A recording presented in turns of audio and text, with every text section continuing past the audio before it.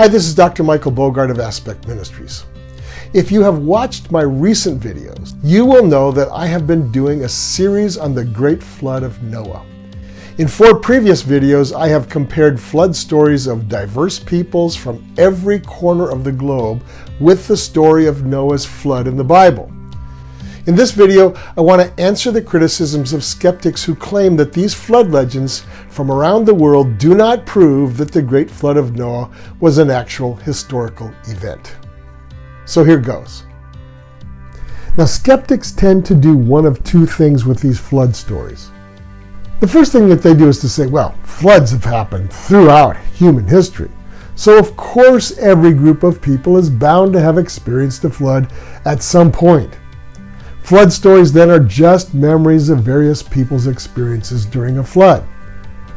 Over the years, these stories were embellished, and it's natural that some shared elements in the stories would crop up.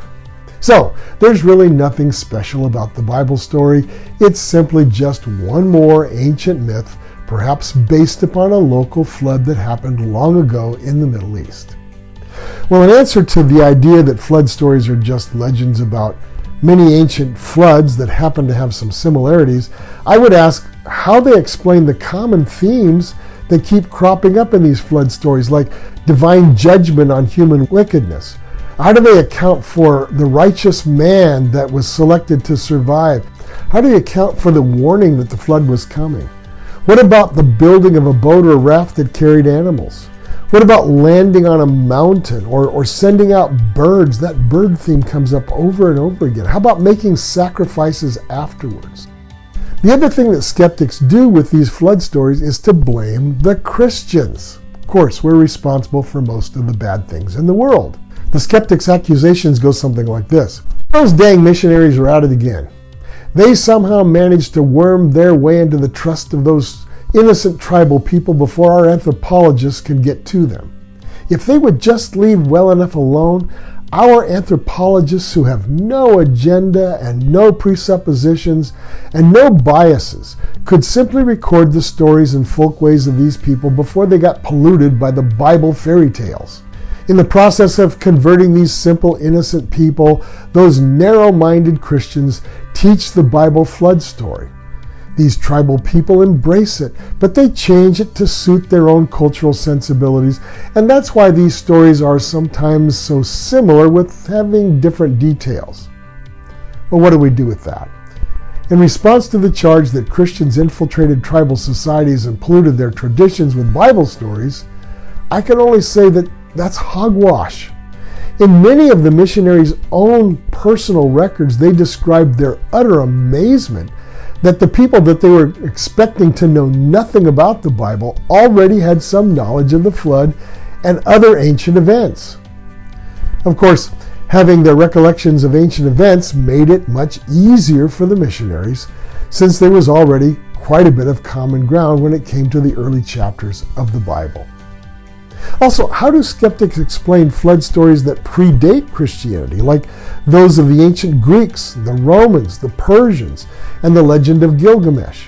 These stories existed long before there was a Christian faith or a Bible. One more thing, the accusation that simple people were influenced by outsiders to adopt stories not their own belittles tribal peoples as gullible and having no sacred traditions worth hanging on to. I'll close by saying this. You may have noticed that when a person is committed to a certain point of view, it's virtually impossible to change that viewpoint with a set of facts. Take, for example, the political divide that we're experiencing at this present time in 2024.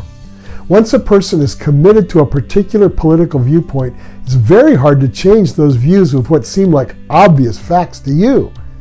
No matter what side of the political divide you're on, that seems to apply. Or take another example, like a wife who's deeply committed to an abusive husband. She's been abused by him over and over again. It's obvious to everyone else that he's a jerk, but the wife continues to make excuses. He's had a hard day, or right now is a difficult time in his life, or I shouldn't have provoked him. She will stick to her viewpoint until something major happens to wake her up. Likewise, it takes a huge blow to the skeptic's worldview before they wake up And the doubters wake up and say, oh my gosh, how did I not see this before? So why am I making this video?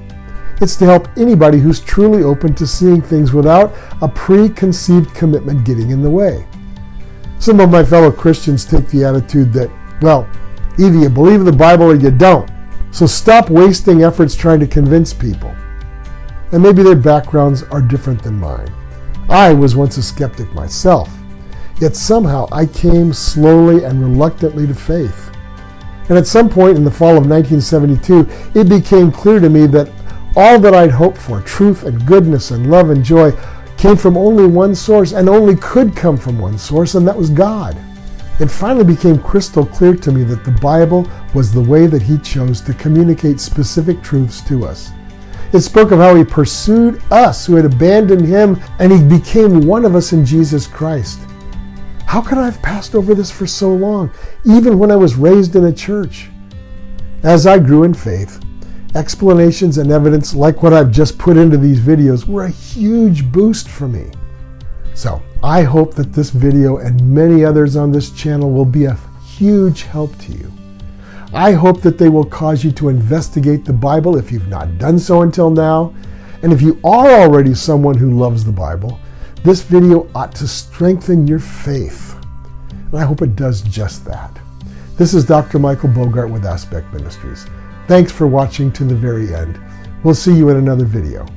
Remember, I'm going to put my sources in the description box below. Thanks.